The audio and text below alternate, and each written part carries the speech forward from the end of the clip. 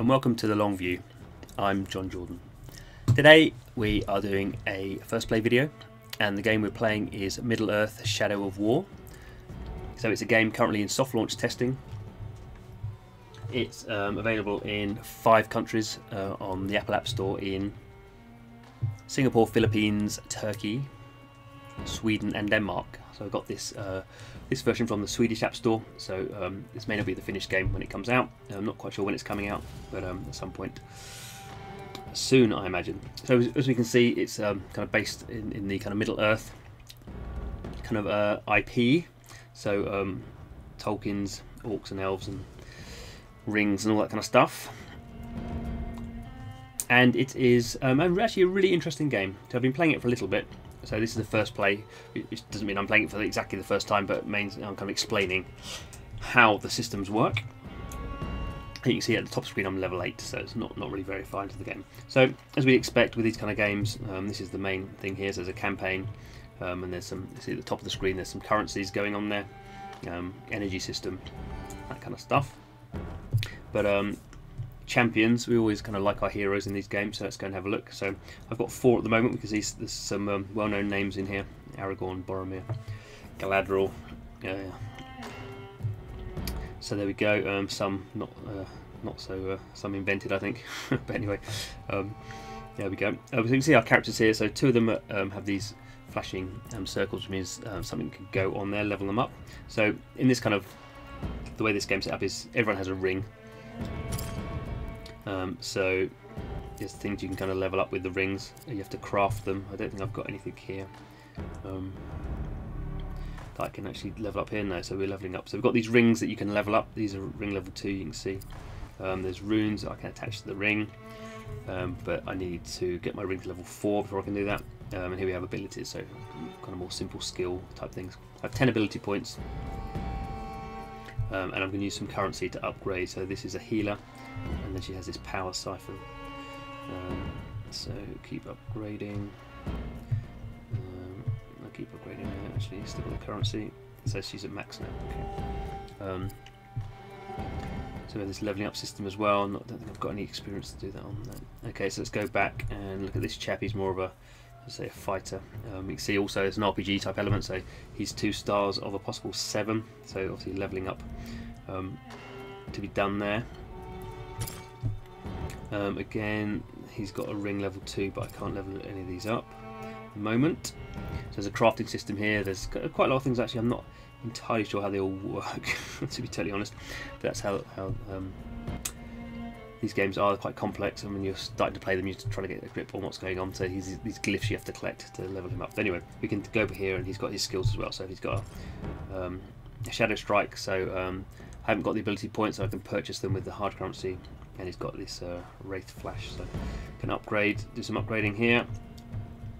Okay, I'm going to run out of currency, I think.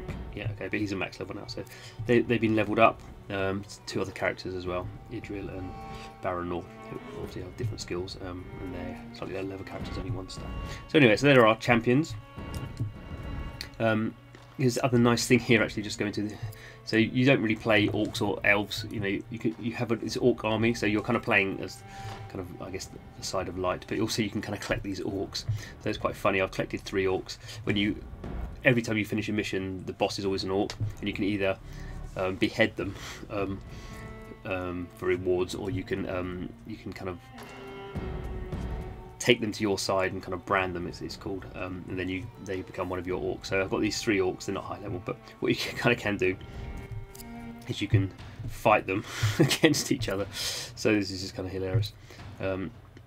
So we're going to have Goff the Bard versus Goff the Alchemist versus Goff the Bard. Okay, so it tells you who's likely going to win. And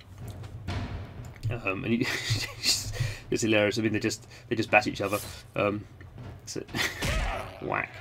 Okay, so this is kind of how you level them up. So there we go. He won. So completed an orc duel, and now the one who died is in the halls of the dead, but you can resurrect him. It charges you some currency. I haven't got any tokens, so I can purchase that again with hard currency, and then I can resurrect him. And now I've got no dead orcs, so I've got these guys as well. And you can actually use them in battle, so it's quite a nice element. I quite like this, particularly. I mean, these are very low level ones, so it doesn't really matter. But it kind of quite nice mixing up of the situation. And you can actually, even though it's not locked yet, it's not unlocked yet.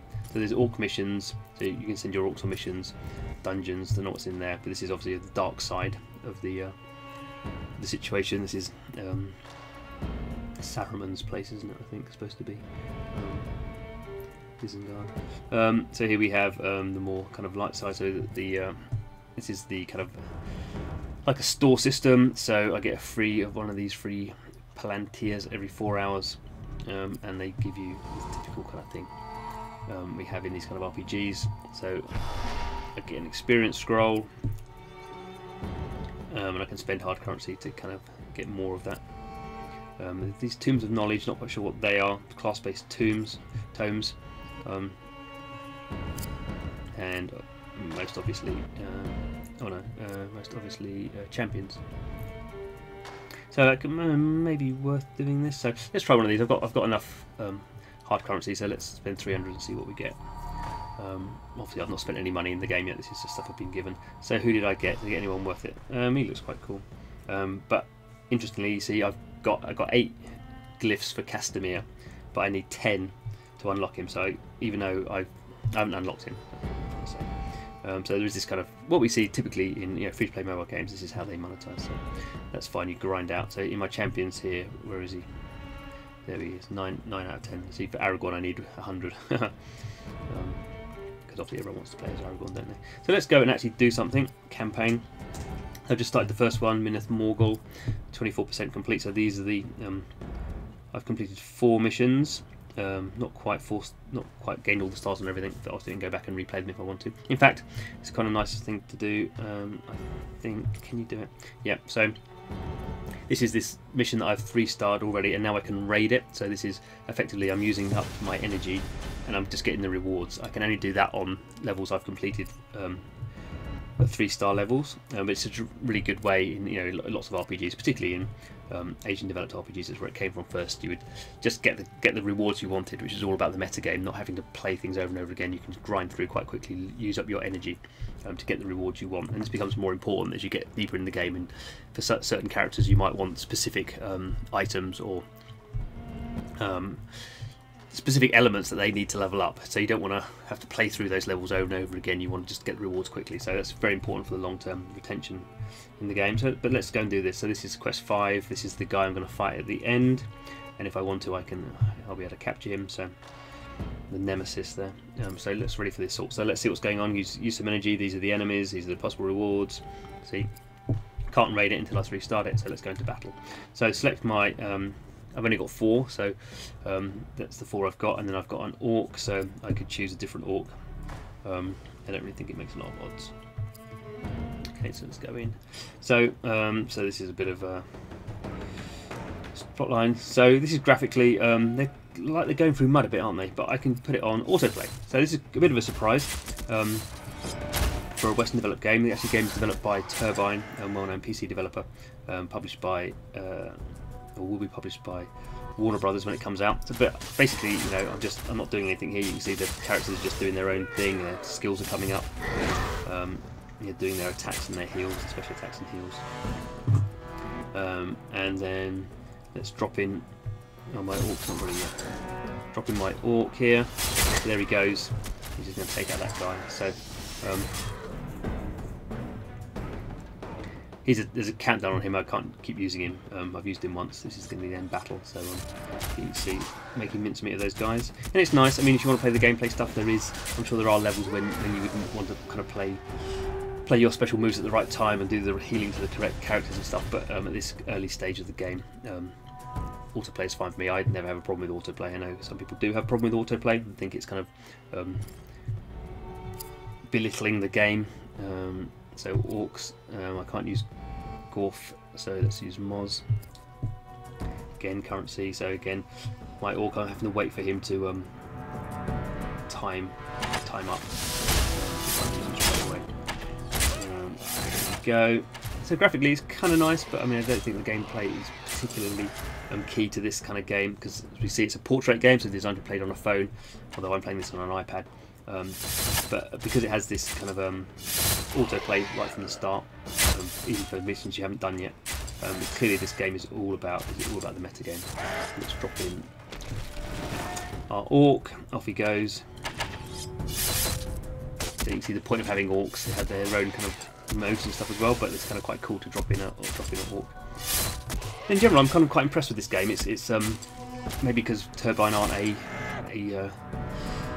just a mobile developer. Our orcs going to die here, but because they've done a lot of PC games, MMO RPGs, they seem to look more widely about gameplay and meta game and how to balance those and what matters.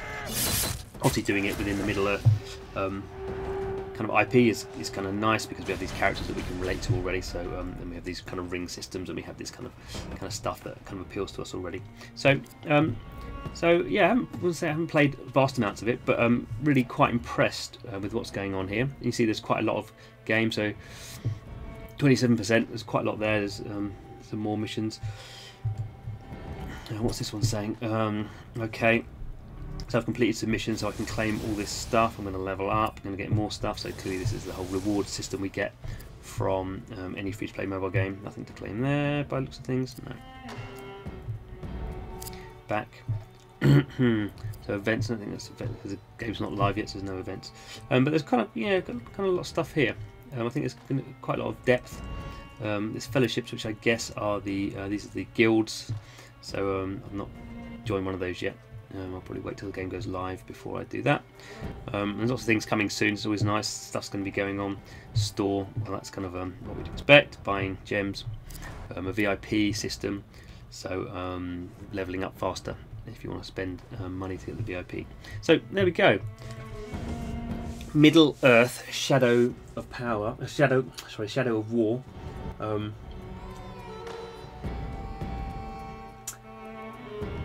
And what more is there to say? So it's been in soft launch since the beginning of July, so just over a month now.